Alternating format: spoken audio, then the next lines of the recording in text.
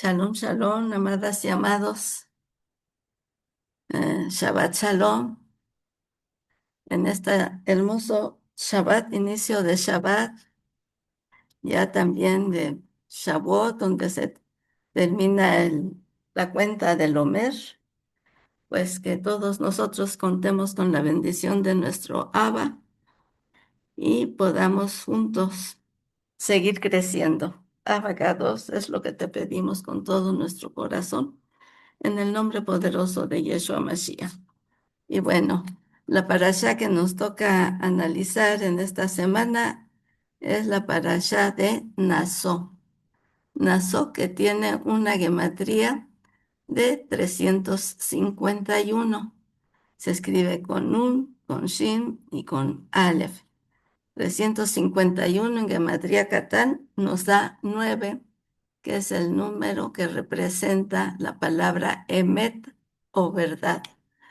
Y la parashá es la parashá número 35, cuya gematría es 8, y ya sabemos que representa un nuevo comienzo o lo sobrenatural.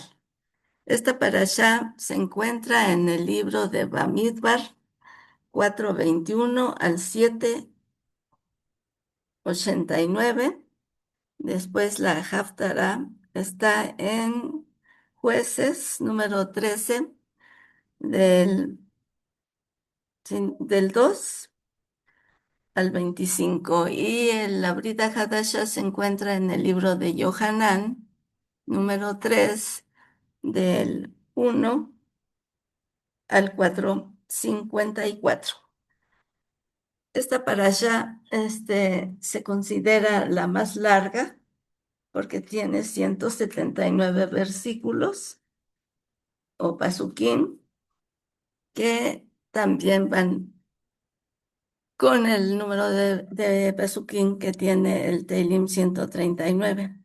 Es una parasha muy bonita y es continuación de la parasha anterior, ya que estábamos viendo en la parasha anterior la distribución tanto de las tribus de Israel como de la familia de Leví alrededor del Mikdash, y que había la orden del Eterno de que nadie se acercara ahí para que no fuera destruido o muerto.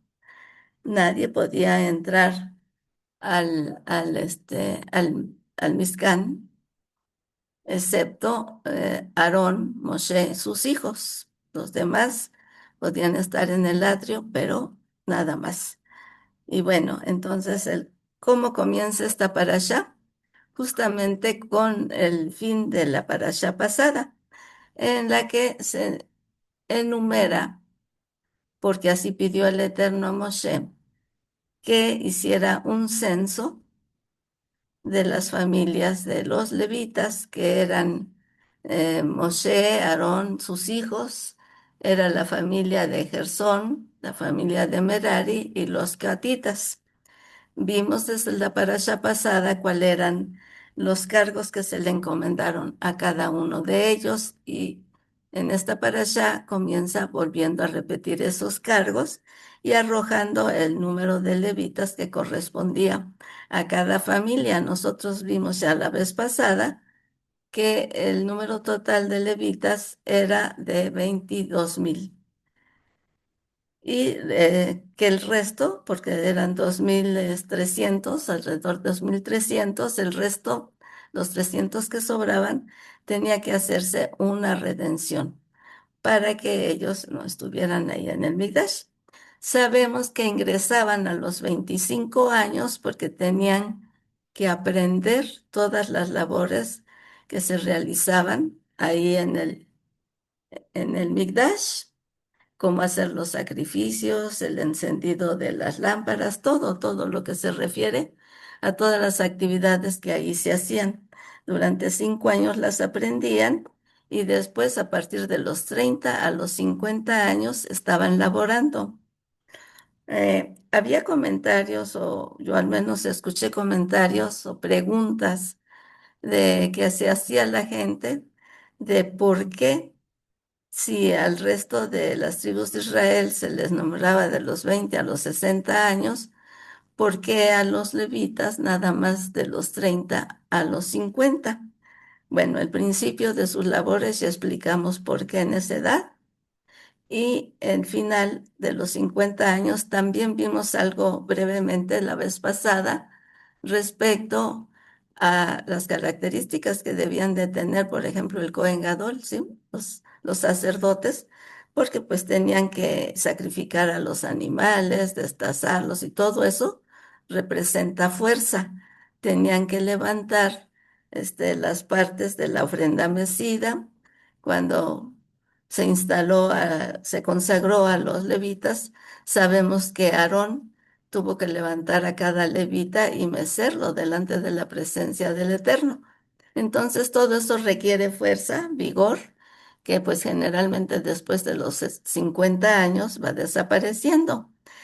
Algo importante, porque también surgió una pregunta de un varoncito que decía que, que por qué no se les permitía continuar de los 50 años en adelante haciendo algo.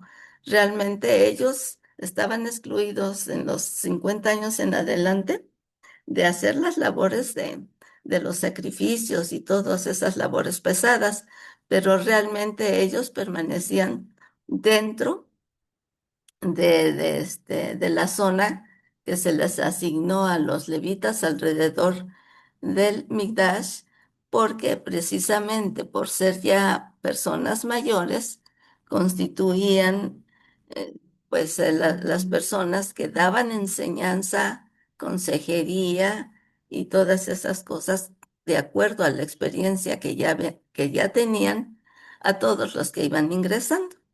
Y bueno, vimos que las encomiendas que se les hicieron fue que Aarón, Moshe y sus hijos Eleazar e Itamar estaban a cargo de todas las labores dentro del Mizcán, que era el lugar Kadosh y el lugar Kadosh HaKadoshim, y aparte supervisar el trabajo del resto de los levitas. A Gersón se encomendó el hecho de descargar todo lo que eran las cubiertas, las cortinas, todo lo que se refería a lo textil y a sus enganches y sus ganchos y todo con lo cual eran unidos para poder levantar el Mikdash. Los principales de las tribus donaron este, 8 carretas y 12 bueyes para que pudieran ser transportado el Migdash cuando había que moverse de un lugar a otro. Entonces a Gersón se le asignaron 2 carretas y 8 bueyes, 4 bueyes, perdón, para que pudiera hacer el transporte de todo lo que era cortinas, este, ganchos y cubiertas del Mikdash. A la tribu de Merari, como ya habíamos mencionado, se le encomendó el transporte de ¿cómo se llama? De todo lo que era, pues, el armazón del Mikdash, todas las tablas, las basas, también ganchos, y todo eso que era más pesado, más difícil de cargar, a ellos se les dieron el resto de los bueyes y de las carretas para ser transportados.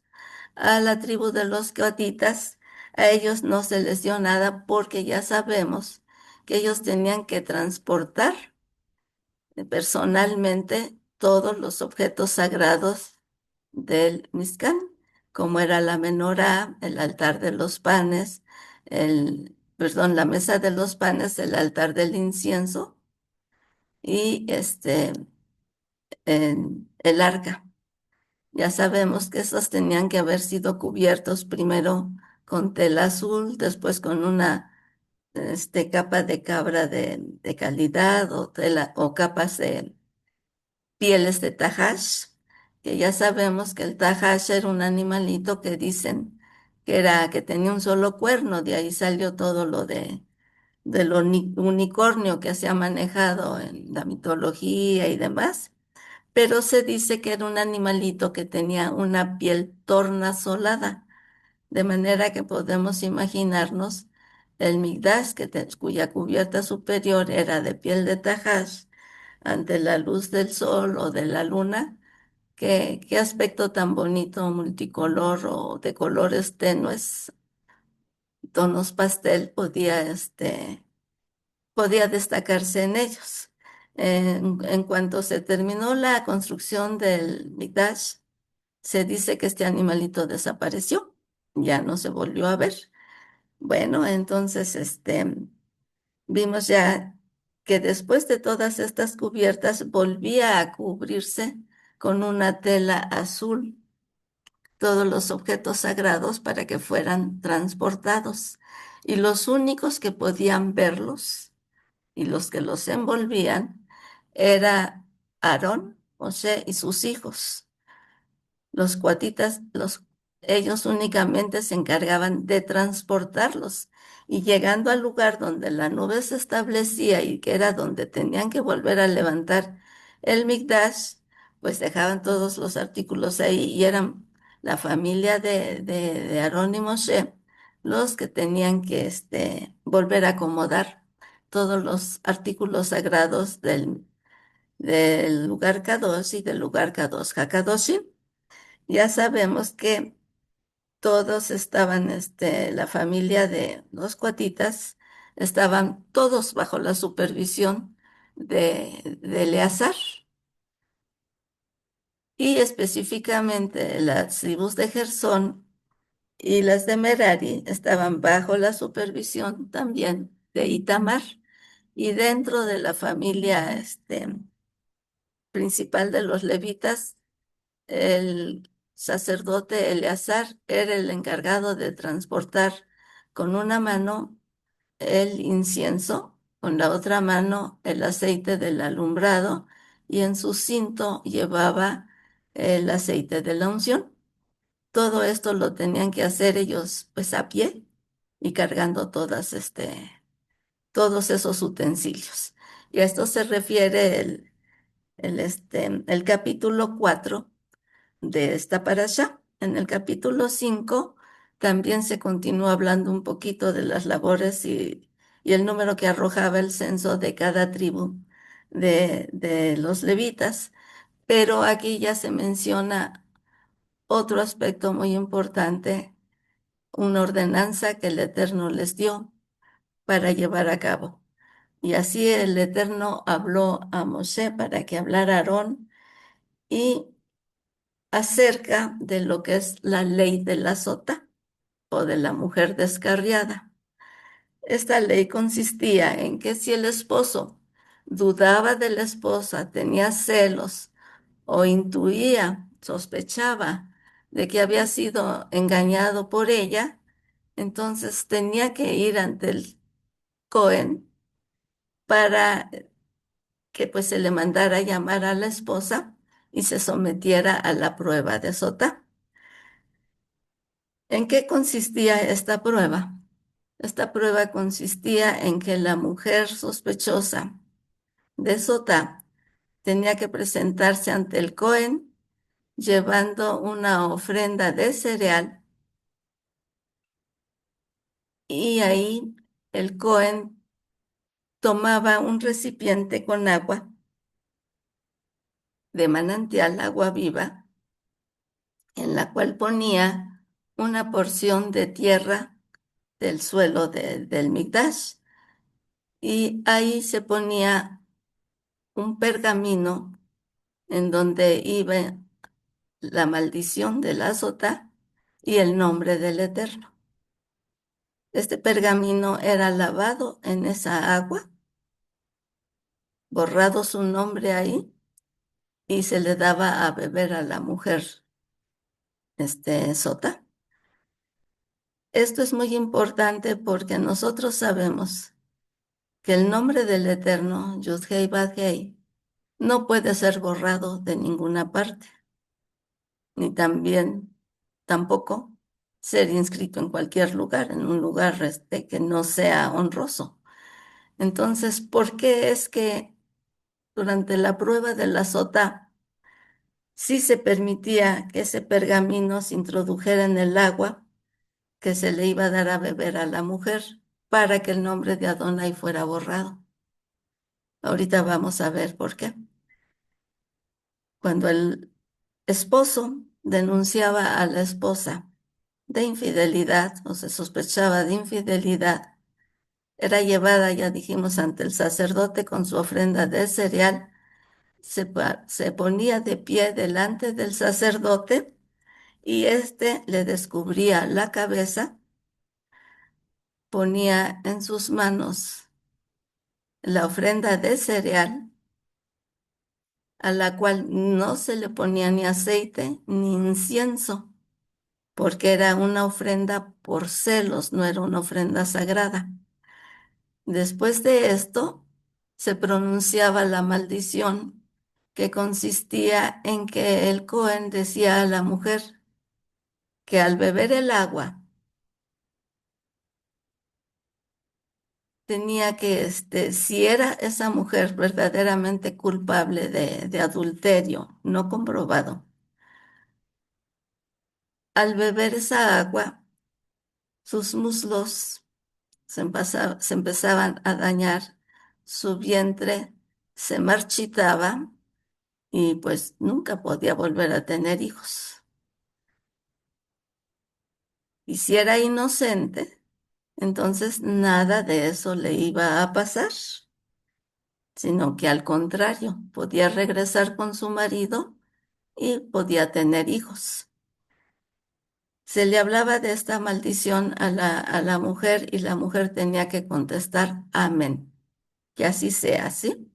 Entonces, ya que se preparaba esa agua, se le daba y que se pronunciaba la maldición, se le daba a beber a la mujer.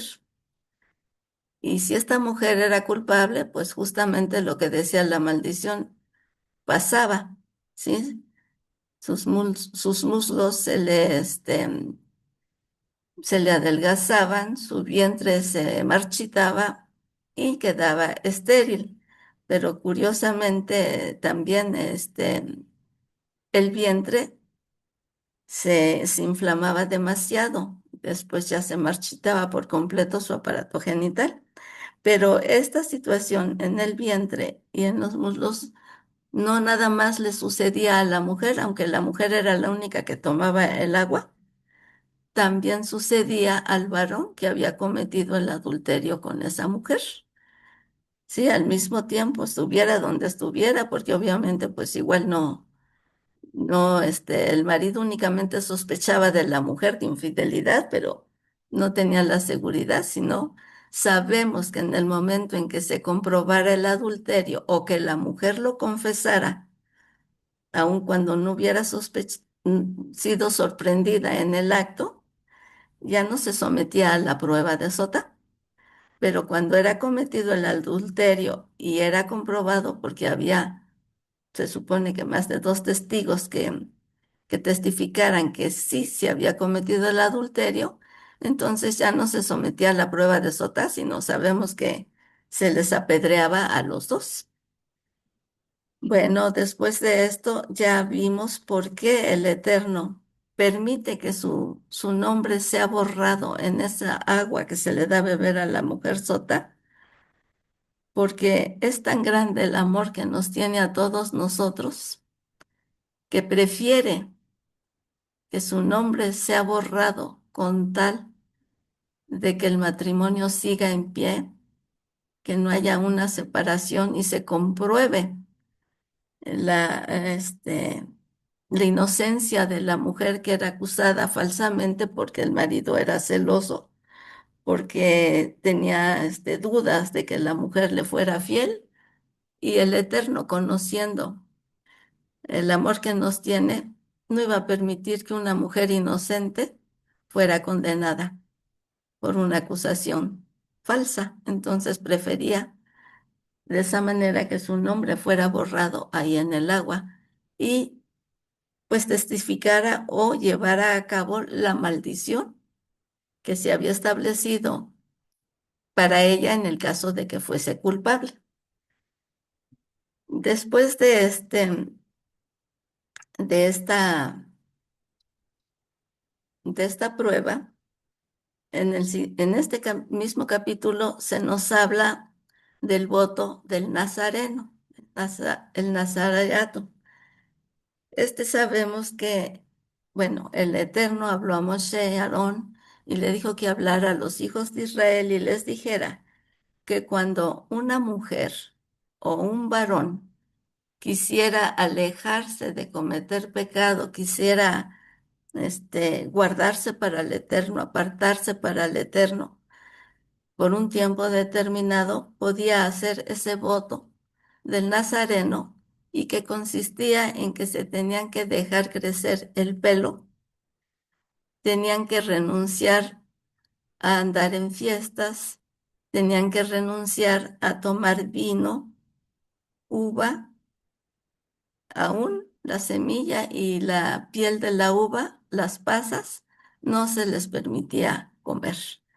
Y esto podemos ver que es algo muy importante porque en el pueblo de Israel todas las fiestas que celebramos, desde Shabbat hasta todas las fiestas anuales, pues sabemos que se toma vino. No en abundancia, claro. Se dice que son 6 onzas, perdón, es una onza de alcohol de 6 grados o 2 onzas las permitidas tomar, no más. Pero el nazareno, el que hacía ese voto, no podía tomar ni una sola gota de alcohol. Por lo tanto, podemos darnos cuenta que sí realmente podía representar un sacrificio o un voto muy duro, porque pues tenían que celebrar Sabbat y las fiestas, pero tenían que abstenerse de tomar el vino. Tenían que abstenerse obviamente de todo el regocijo que, que se hacían esas fiestas. Sí se gozaban, pero pues tenían que apartarse y consagrarse todo el tiempo que habían prometido al Eterno. Entonces, pues esto lo tenían que hacer, pero por si en algún momento de ese tiempo estaban en contacto con algún difunto y entonces se impurificaban, tenían que rapar su cabeza, tenían que, pues empezar de nueva cuenta el voto, sin contar el tiempo anterior que tuvieran ya, habiendo realizado ese voto y empezar de cero, porque ese voto lo tenían que cumplir. Entonces, primero tenían que purificarse por haber estado en contacto con un difunto y a los 8 días que sabemos que, bueno, durante 7 días se purificaban, a los 8 días, cuando ya se les declaraba puros ritualmente, tenían que ofrecer el sacrificio de las tortolitas y del cordero por la ofrendola y a partir de ahí iniciar nuevamente el conteo del tiempo que habían prometido como voto del Nazareato. Cuando no había nada que lo interrumpiera y al final llegaban, este, pues ahora sí que cumpliendo adecuadamente ese voto durante el tiempo que ellos lo habían determinado, entonces tenían nuevamente que rapar su cabeza, hacer tevilá, entregar sus ofrendas de las tortolitas, su ofrenda por la olá, que era el cordero o una cordera, para ofrenda para el pecado, para la ofrenda olá, y un carnero para la ofrenda de Shalom. Y de esa manera se suspendía ya o se daba término a su voto, podían continuar a hacer su vida normal. Aquí es muy importante aclarar 2 cosas. En el punto anterior vimos la prueba de la mujer sota, la sospechosa de haber cometido adulterio. ¿Qué quiere decir esto? Nos habla de la persona que no tiene dominio sobre sus emociones y cae en pecado. En el punto siguiente, que es el voto del Nazareno, vemos lo contrario. La mujer o el hombre que quiere apartarse del pecado y poder vivir determinado tiempo agradando a Elohim, apartados de todo esa posible fuente de pecado que pudieran tener al alcance. Entonces, el hecho de que la segunda cosa es de que el hecho de que se dejaran crecer el cabello es considerado el pelo como una corona en la cabeza y se dice por los comentarios de los jajamim que esa corona era un símbolo del Neser, de la corona Neser, de la diadema que portaba el Cohen Gadol de Neser Kedoshá Elohim. La corona de santidad que portaba el Cohen Gadol se simbolizaba en la cabellera larga que se dejaba crecer el que hacía el voto del Nazareno. Y esto nos quiere decir que cuando el Nazareno hacía ese voto, durante el tiempo que permanecía apartado para Elohim, su grado de pureza era semejante a la del Cohen Gadol, algo muy importante, muy valioso para el Eterno por las personas que le hacían este voto. Después, esta parasha también nos habla de las personas que defraudaban o pecaban contra el prójimo y habla de la ley de la restitución, que cuando se ofendía o se traicionaba al prójimo por cualquier acto que se le lastimara, se le tenía que retribuir con un 20% del daño causado, ¿sí? Para corregir o restaurar el daño que habían causado, ellos tenían que dar un 20%. Esto lo podemos entender cuando la escritura nos habla de ojo por ojo, diente por diente y todo esto, que ya sabemos que no es de que si una persona lesionaba el ojo de otra tenía que sacarle también el ojo o lesionárselo. No, no es así. Es lo que nosotros ahora vemos también en los casos de accidentes laborales, en los que las personas, si se dañan un miembro del cuerpo, se les tiene que indemnizar con una cantidad que correspondía al valor establecido por las autoridades por ese miembro perdido. Entonces, en este caso, la ley de la retribución es semejante. Según el daño que ocasionara, la persona tenía que pagar el equivalente a la corrección de ese daño y en un 20% más. De esa manera, pues se ponían a cuenta, ¿sí? Tanto la persona que dañaba como que el que había sido dañado.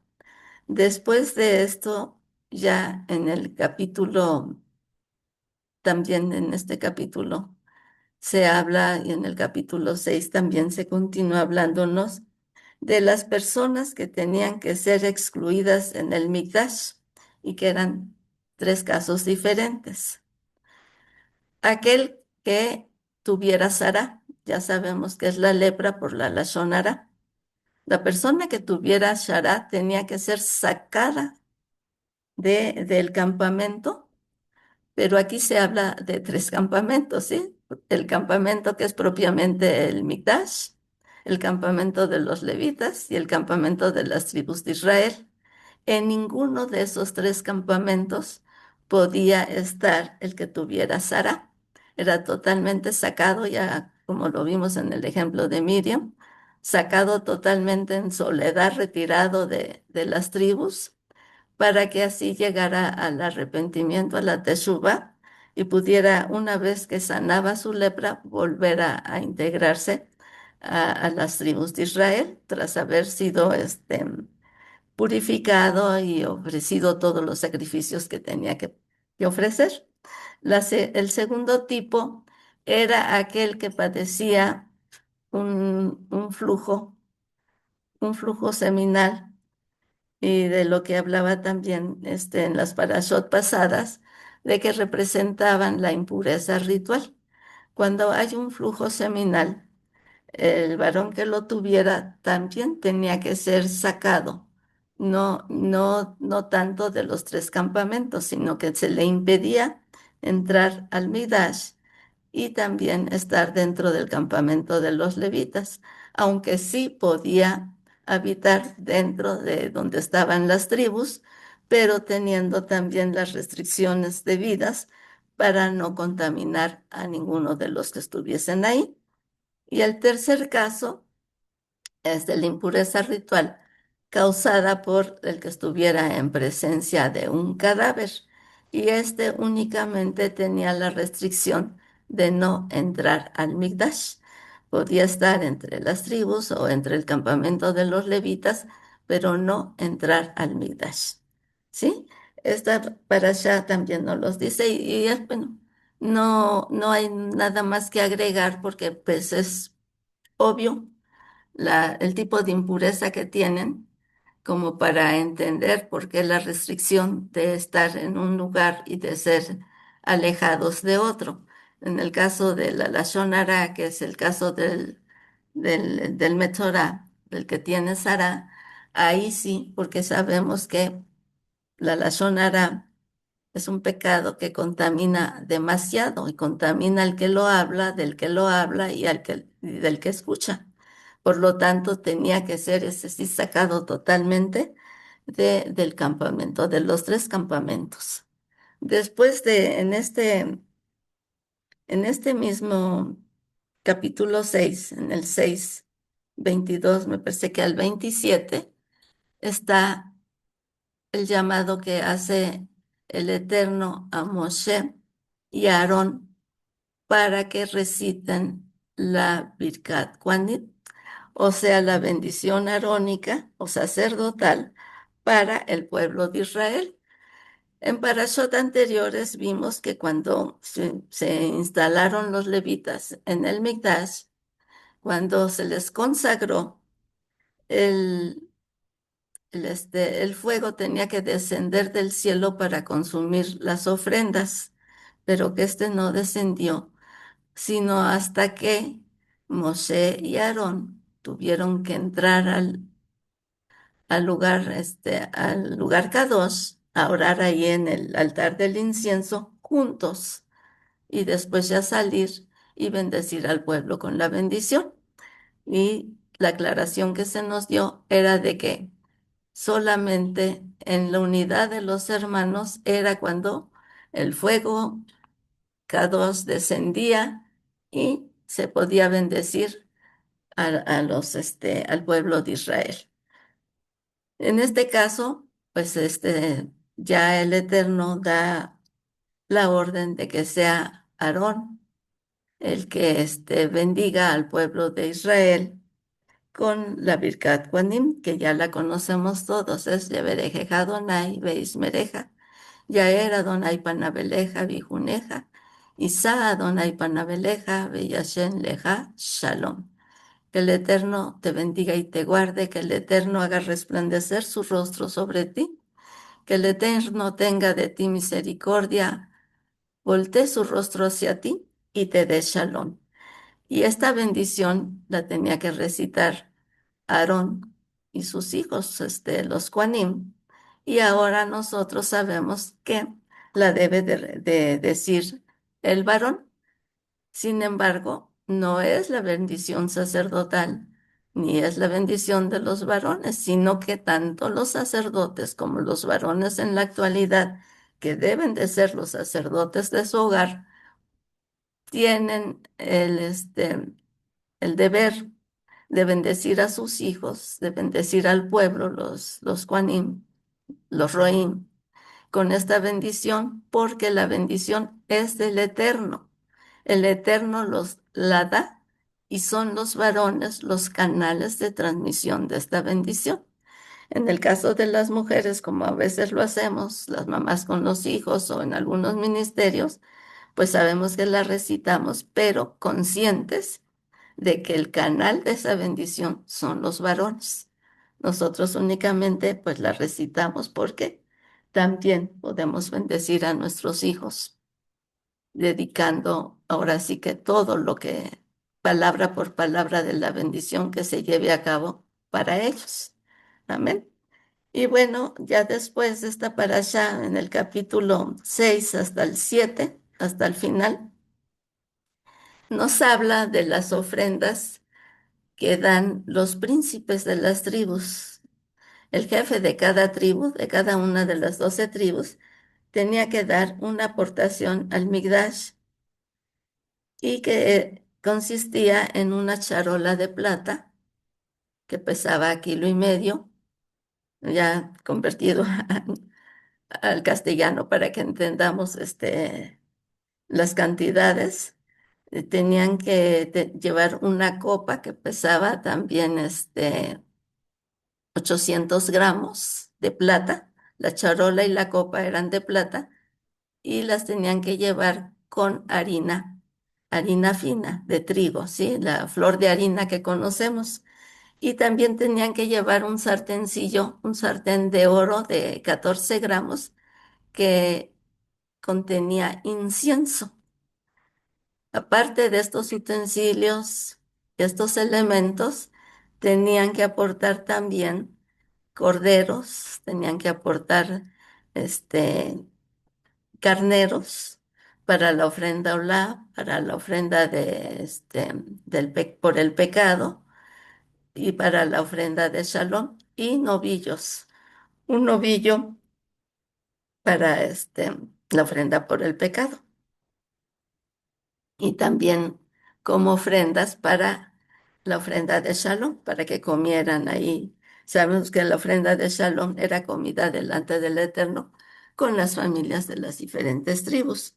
Entonces, eh, abarca del capítulo 6 parte del capítulo 6 al capítulo 7 todas estas ofrendas porque en la escritura menciona uno por uno a cada uno de los jefes de las tribus y menciona que llevan la charola, que llevan la copa, el sartén de oro y los animales para las ofrendas. Aquí lo importante, esto lo podemos leer perfectamente en nuestra escritura, pero lo importante aquí es que notemos que el primer personaje que presenta su ofrenda es Naxón, el jefe de la tribu de, este, de Yehuda. Y así cada día, cada uno de los príncipes de las tribus va a presentar sus ofrendas y estas van a terminar al cabo de 12 días, 12 yamín, un jefe por cada día. Y curiosamente, en el séptimo día le toca a la tribu de Efraín presentar su ofrenda. Termina la tribu de Neftalí. Todos llevan lo mismo, nadie da menos, nadie da más. El peso de la charola, la copa, el sartencillo era el mismo, la cantidad de cereal y de incienso era el mismo, la cantidad de animales llevados para los sacrificios era el mismo que ofrecía cada tribu. ¿Por qué esto? Porque ya sabemos que para el Eterno, todos tenemos el mismo valor, tanto el pobre como el rico, y todos, independientemente de las características que tengamos, las aptitudes que tengamos, todos tenemos el mismo valor. Únicamente el papel que desempeñamos cada uno de nosotros es el diferente y ya sabemos que a mayor pureza, a mayor grado de que tenían las tribus, por ejemplo, en comparación las tribus, los personajes que comprendían las tribus en relación con los levitas, ya vimos cuál es la diferencia, ¿no? Es un mayor nivel espiritual y mayor responsabilidad, pero el valor como individuos era el mismo, de tal manera que las ofrendas para que no se dieran los comentarios de que la tribu de fulanito dio más, la otra dio menos y demás. Todos tenían que aportar exactamente lo mismo. Y entonces era una gran cantidad de animales que se sacrificaban en estos 12 yamín para poder ser entregados como ofrenda ante el Eterno, junto con el material de lo que era la charola, la copa y el sartencillo de metal precioso. Esta parasha prácticamente termina aquí con las ofrendas presentadas por todos los príncipes que llevaban después de haberse instalado el Mikdash en el lugar en donde la nube parara. Y bueno, aquí ya como conclusión podemos ver lo que hemos mencionado en otras ocasiones, ¿sí? Que la palabra naso significa levanta la cabeza, porque el Eterno no le gusta contar a las personas. El Eterno le gusta respetar la individualidad de cada persona. Es por eso que en el Holocausto, la agresión tan fuerte que se hizo con todos los judíos que fueron llevados ahí prisioneros a los campos de concentración, sabemos que pues no se conocían como nombres, sino que se les marcaba con un número, ¿sí? Justamente lo opuesto que el Eterno determinó para su pueblo, como una ofensa tanto para Elohim como para los individuos, para los judíos, porque ellos no pueden ser, así como nosotros ahora como seguidores de Mashiach, no nos puede representar nunca un número, sino nuestro nombre. Y sabemos que para podernos contar, saber quiénes somos, no se habla de contarnos por números, sino de manera indirecta, levantando la cabeza, como haciendo hincapié en quiénes somos. Como hijos del Eterno, el Eterno no nos cuenta por número, sino sabe quiénes somos y sabe el propósito que cada uno de nosotros tenemos. A Él, como decíamos anteriormente, lo que le gusta es contar con nosotros, saber que realmente estamos comprometidos a obedecerlo, a seguirlo y a cumplir el propósito de vida que tenemos. Nunca vamos a representar para Él un número, ¿sí? Entonces, pues con esto terminamos nuestra parashá. Le damos gracias al Eterno porque nos permite compartir cada vez su palabra y de esa manera crecer juntos. Nosotros, los que tratamos de enseñar Torah primeramente y después tratar de poderla compartir con todos ustedes de la mejor manera posible. Gracias te damos, Rey, por ese privilegio que nos das y bendecimos a todos nuestros hermanos y hermanas en este Shabbat tan especial. En el nombre poderoso de Yeshua Mashiach. Amén, amén, amén.